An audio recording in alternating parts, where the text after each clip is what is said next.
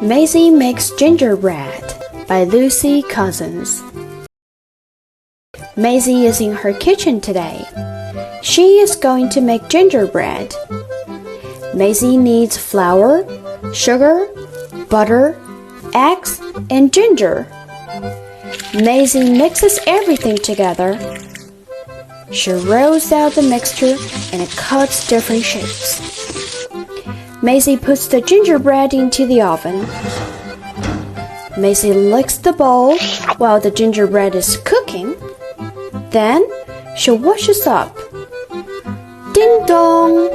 That's the doorbell. Who can it be?